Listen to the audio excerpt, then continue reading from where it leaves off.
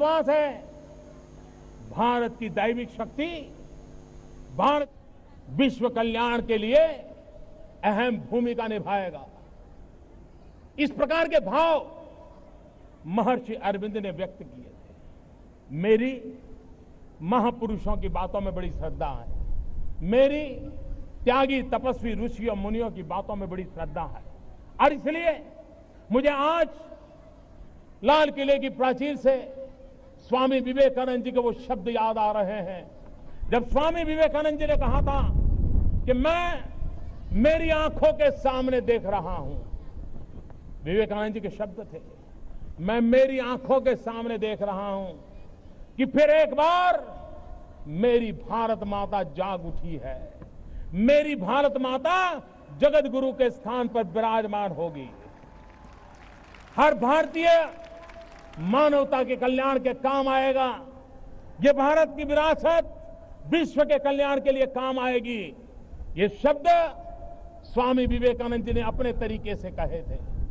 भाइयों बहनों, विवेकानंद जी के शब्द कभी असत्य नहीं पुरवार हो सकते। स्वामी विवेकानंद जी के शब्द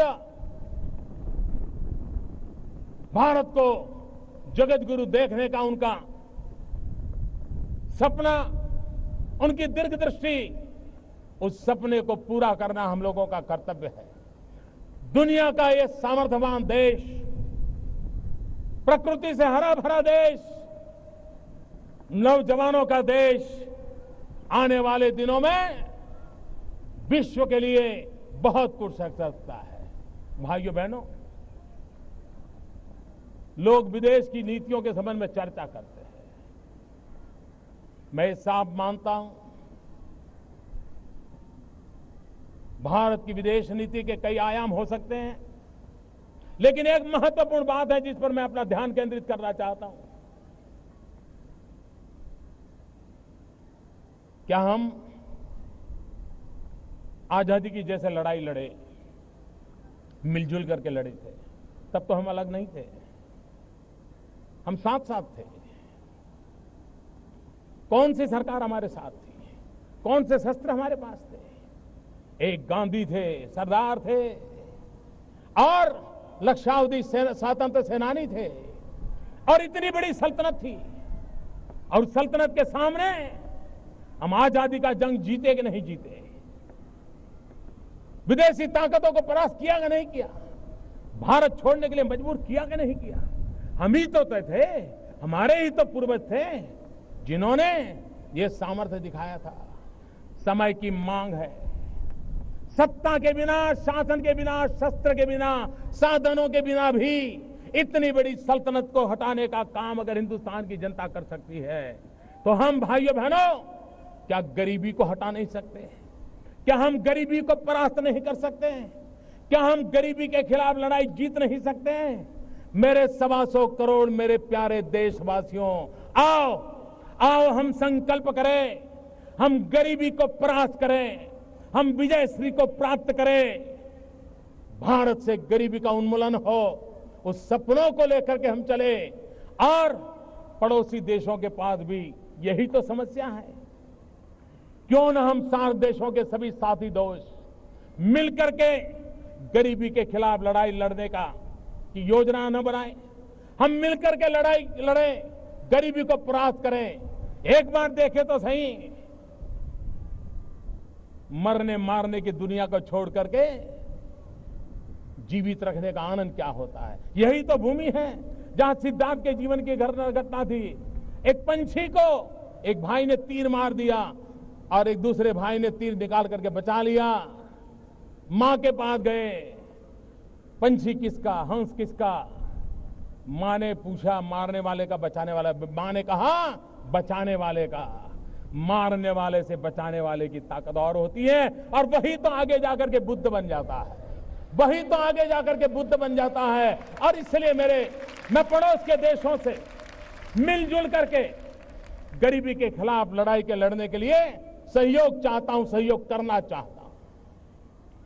और हम मिलकर के, सार्क देश मिलकर के हम दुनिया में अपनी अहमियत खड़ी कर सकते हैं, हम दुनिया में एक ताकत बन के उभर सकते हैं। आवश्यकता है हम मिलजुल करके चलें, गरीबी से लड़ाई जीतने का सपना लेकर के चले, कंधे से कंधा लेकर के चले। मैं भूटान गया, नेपाल गया, सार्क देशों के सभी महानुभाव शपथ समारोह में आए। एक बहुत अच्छी शुभ शुरुआत हुई है। सुनिश्चित रूप से अच्छे परिणाम मिलेंगे, मेरा विश्वास है।